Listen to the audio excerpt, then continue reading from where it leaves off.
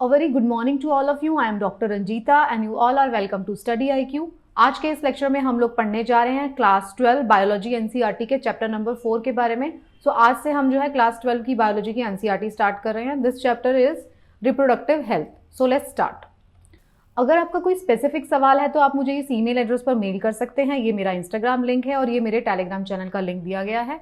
आपको इस Telegram channel पर मेरे सभी लेक्चर्स के पीडीएफ मिल जाएंगे जिनको आप रिविजन पर्पस के लिए डाउनलोड कर सकते हैं। अगर आप चाहते हैं क्लास 6 से लेकर क्लास 12 साइंस एनसीईआरटी के लेक्चर्स को देखना तो उन सब के लिंक भी इसी टेलीग्राम चैनल पर दे दिए गए हैं। This is chapter 4 of class 12 biology NCERT.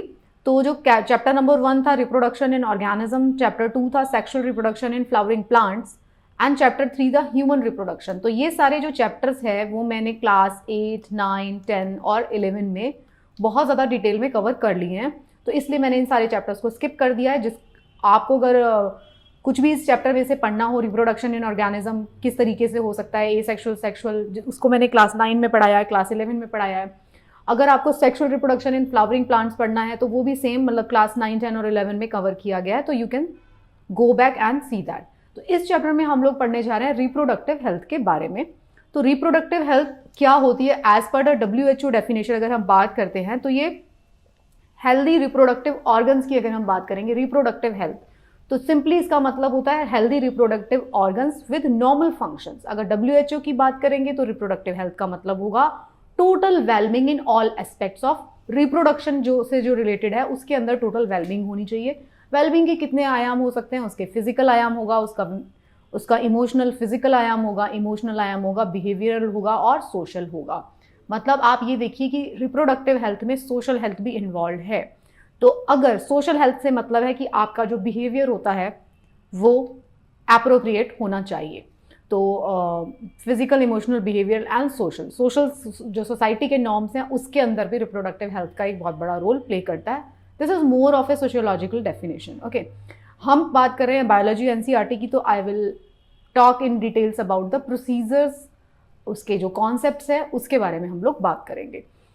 अगर बात की जाए कि इम्प्रूव करने के लिए reproductive health, to improve reproductive health हमें क्या क्या करना होता है, तो हमें इसमें क्या होता है, बेटर अवेयरनेस रिक्वायर्ड है, increase number of medically assisted deliveries required है, increase number of couples with small families. Couples को ये समझ में आना चाहिए कि स्मॉल फैमिलीज जो है उसका क्या इंपॉर्टेंस है, better detection and cure of sexually transmitted disease होना चाहिए और मेडिकल फैसिलिटीज़ होनी चाहिए कि अगर किसी को किसी पर्टिकुलर तरीके की डिजीज़ है या वो कोई अपनी सलाह लेना चाहता है तो उसके लिए बेटर मेडिकल फैसिलिटीज़ का होना भी बहुत ज़रूरी है। अगर हम चाहते हैं, अगर हमारा लार्जर गोल ये है कि हम रिप्रोडक्टिव हेल्थ को इम्प्रूव करें तो उन सब के लिए ये सारी चीज़ें करनी होती है। अब हम बात करेंगे कि मेजर्स जो है वो जो लिए गए हैं रिप्रोडक्टिव हेल्थ को अच्छा करने के लिए। अगर हम अपने देश की बात करते हैं तो क्या क्या मेजर्स अभी तक लिए जा चुके हैं। तो हम जानते हैं कि जब से हमारा देश आज़ाद हुआ 1951 में हमारा गोल था कि हम जो है पॉपुलेशन कंट्रोल कर लेंगे और सो मेनी थिंग्स। पॉलिटिकली हम नहीं जाएंगे, तो पॉलिटिकली आप पढ़ सकते हैं कि 1951 में कौन सा प्रोग्राम आया और क्या उसके अंदर डिसीजंस लिए गए। We are just focusing in the biology of this chapter. Okay, तो 1951 से हम लोग कर रहे हैं, वो अलग बात है कि हम उसको अचीव नहीं कर पाए, उसके लिए बहुत सारी पॉलिटिकल एंड विल की रिक्वायरमेंट होती है जो कि नहीं है। So that is a different debate, public administration and polity का टॉपिक रहेगा वो, आप उसे देख लीजिए। तो उसके बाद क्या होता है, 1997 में एक प्रोग्राम लॉन्च किया जाता है इंडिया में जिसको कहा गया रिप्रोडक्टिव एंड चाइल्ड हेल्थ। मतलब रिप्रोडक्शन और चाइल्ड जो बर्थ डिलीवरी होती है उसकी हेल्थ केयर के लिए फोकस किया गया। 1997 में ये प्रोग्राम स्टार्ट होता है। तो इस प्रोग्राम का क्या ऑब्जेक्टिव्स थे, उसमें उसके ऑब्जेक्टिव्स में ये था कि रिप्रोडक्टिव जो हेल्थ है उसके बारे में अवेयरनेस फैलाई जाए, अवेयरनेस हो, providing facility for building up a reproductive healthy society, और गवर्नमेंट और नॉन गवर्नमेंट एजेंसीज जो काम करें साथ में मिलकर अवेयरनेस फैलाने के लिए और बेटर मेडिकल फैसिलिटीज़ देने के लिए। स्कूल के केस में अगर हम बात करें तो उस टाइम पे स्कूल के अंदर जो सेक्स एजुकेशन कॉन्सेप्ट है वो शुरू किया गया कि जो अडोलेसेंट किड्स हैं, जो कि बड़े बच्चे हैं 11, 12 के, 10th के भी इवन, उनको अलग से एक सेशन लिया जाए महीने में एक बार टाइप्स। गवर्नमेंट स्कूल में ये फॉलो किया जाता है जहाँ पे जो मेडिकल जो भी प्रोग्राम्स होते हैं जिनको अच्छे से लिया जाता है, सोशल एंड मेडिकल प्रोग्राम्स, तो वहाँ पे ये लेक्चर्स डिलीवर किए जाते हैं। सेक्सुअली ट्रांसमिटेड डिजीज़ के बारे में बताया जाए, जो मैरिटल कपल्स हैं उनकी काउंसलिंग की जाए कि उनको किस तरीके से कौन से मेथड्स यूज़ करने हैं, कौन से कॉन्ट्रासेप्शन के मेथड्स होने चाहिए, दो बच्चों के बीच में कितना गैप होना चाहिए, ये सारे के सारे प्रोग्राम्स जो है वो स्टार्ट किए गए। You can read this slide. इसको पढ़ना इसलिए ज़रूरी है कि आप इसको पढ़ेंगे तो नॉट ओनली इन बायोलॉजी, आपको ये आपके एस्से राइटिंग और जो सोसाइटी से रिलेटेड टॉपिक है उसमें भी ये काम आएगा। ओके और हाँ, पीसीपीएनडीटी एक्ट जो है जो 1994 में आया था, दिस इज जिसका नाम मॉडिफाई बाद में हुआ था, जिसमें preconception and prenatal detection test है ये, जिसमें कि डिलीवरी से पहले पता लगाया जाता है अल्ट्रासाउंड करके या उसका फ्लूइड निकाल के यूट्रस का कि भाई कौन सा बच्चा है, मेल चाइल्ड है या फीमेल चाइल्ड है। तो उसके ऊपर बैन लगाया गया कि ये गलत है। इसको सिर्फ और सिर्फ तभी परफॉर्म करना चाहिए जब हम किसी डिजीज के बारे में जानना चाहते हैं, ना कि ये जानने के लिए कि बच्चे का सेक्स क्या है, चाहे वो फीमेल चाइल्ड है या मेल चाइल्ड है। तो उसके ऊपर भी बैन लगाया गया। तो ये सारे के सारे जो चीज़ें थी, ये उन चीज़ों की मैं बात कर रही हूँ कि हमारे देश में रिप्रोडक्टिव और चाइल्ड हेल्थ को इम्प्रूव करने के लिए क्या क्या मेजर्स लिए गए बाय लार्ज, है ना। अब हम बात करते हैं, we are just coming to our core topic, population explosion की हम बात करते हैं। तो पॉपुलेशन एक्सप्लोजन क्या होता है? तो पॉपुलेशन एक्सप्लोजन का मतलब एक्सप्लोड हो रही है पॉपुलेशन। इसका मतलब है कि वो बहुत ट्रिमेंडसली इंक्रीज हो रही है साइज में, ग्रोथ जो रेट ऑफ ग्रोथ है वो बहुत ज़्यादा बढ़ गया है, जिसकी वजह से हमारी पॉपुलेशन उस लेवल पर पहुंच गई है कि वो एक्सप्लोजन वाले नंबर पे पहुंच गई है। इसके क्या क्या कारण रहे? अगर हम कारण की बात करते हैं, पॉपुलेशन इतनी तेजी से क्यों बढ़ रही है, अगर हम उसके कुछ कारण लिस्ट करते हैं तो देखिए आपको पता चलेगा कि जो डेथ रेट है वो डिक्रीज हो गया है। जितने लोग पहले मर जाया करते थे पर 1000 पे अगर हम कैलकुलेट करते हैं तो वो डिक्रीज हो गया है। ऐसा इसलिए हुआ क्योंकि हमारी मेडिकल फैसिलिटीज़ जो हैं वो बहुत अच्छी हो गई है, एडवांस मेडिकल ट्रीटमेंट मिलने लग गया है। मेटरनल मोर्टेलिटी रेट, पहले के ज़माने में अगर आप देखेंगे तो चाइल्ड बर्थ के ड्यूरिंग जो मदर होती थी उसकी डेथ हो जाती थी। मेटरनल मोर्टेलिटी मतलब during child birth female used to die, बहुत ज़्यादा नंबर ये बहुत बड़ा था, तो वो डिक्रीज हो गया बेटर मेडिकल फैसिलिटीज़ की वजह से। Again decrease infant mortality rate, पहले जो इन्फेंट्स थे वो उनका मोर्टेलिटी रेट भी बहुत ज़्यादा था, जिसको भी डिक्रीज किया गया, again better medical facilities. Increase number of people in reproductive age, दूसरा ये है कि हमारा जिसको हम डेमोग्राफिक डिविडेंड की बात करते हैं, आपने बहुत बार सुना होगा, पढ़ा होगा न्यूज़पेपर में, बुक्स में। डेमोग्राफिक डिविडेंड मतलब हमारी जो पॉपुलेशन है वो यंगेस्ट पॉपुलेशन है जो कि वर्किंग एज ग्रुप में। अब वर्किंग एज ग्रुप में होने के साथ साथ वही पॉपुलेशन जो होती है वो रिप्रोडक्टिव एज ग्रुप में भी होती है। रिप्रोडक्शन वाली एज भी सेम है जो वर्किंग वाली एज है। तो हमारी जो पॉपुलेशन है बहुत बड़ी पॉपुलेशन है जिसकी जो कि किस में है, जो कि एक रिप्रोडक्टिव एज में भी फॉल करती है। तो ये भी एक बहुत बड़ा कारण है कि हमारे यहाँ पर जो है पॉपुलेशन एक्सप्लोड कर रही है। फिर अगर हमें इसको रोकना है, अगर इस पॉपुलेशन एक्सप्लोजन को रोकना है तो हमें क्या करना चाहिए? कुछ मेजर्स इसमें सजेस्ट किए गए हैं, कर सकते हैं नहीं कर सकते हैं कुछ नहीं पता। Marriageable age to 18 years for females and 20 year for males, ये तो है। Couples with small family should be incentivize, उनको इंसेंटिव देने चाहिए। बर्थ कंट्रोल के जो मेथड्स है वो सबको अवेलेबल होने चाहिए।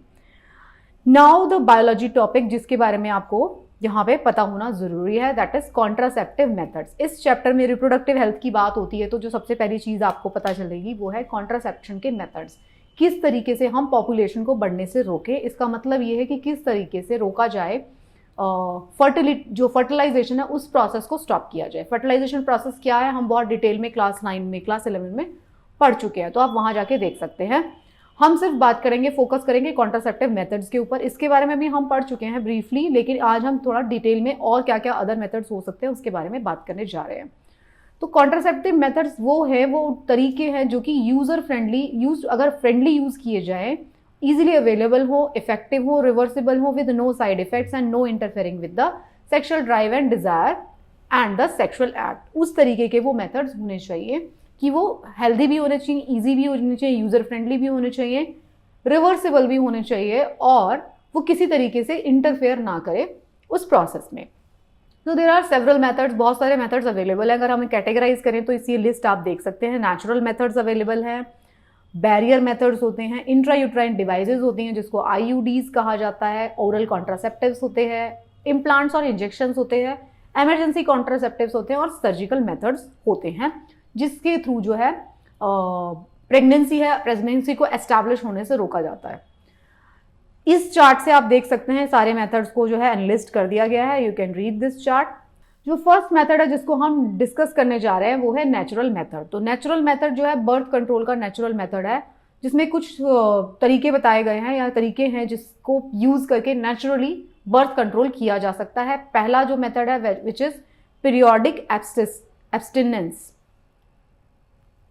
जिसमें कि कपल क्या करेगा, आपको पीरियोडिकली उसको जो है फर्टिलाइजेशन वाला जो साइकिल है, जब ओवुलेशन होता है उस वाले साइकिल से काउंट करना पड़ता है डेज, और उस डेज में जो होगा जिसमें फर्टिलाइजेशन के चांसेस बहुत ज़्यादा हाई होते हैं, उस डेज के बीच में अवॉइड किया जाएगा कॉइटस को।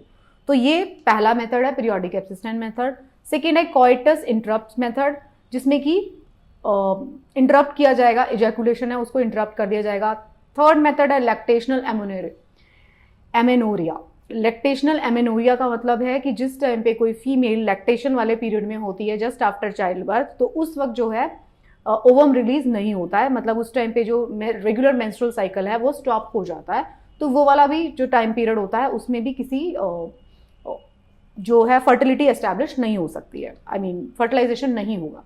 तो ये तीन जो है ये नेचुरल मेथड है, बट जो ये नेचुरल मेथड है these are not full fledged method, लेकिन इनकी जो एक्यूरेसी है वो 100% कभी भी नहीं होती है। तो इसीलिए ये मेथड जो है वो ज़्यादा इफेक्टिव, बहुत ज़्यादा इफेक्टिव मेथड्स नहीं होते, but these are also the methods natural method.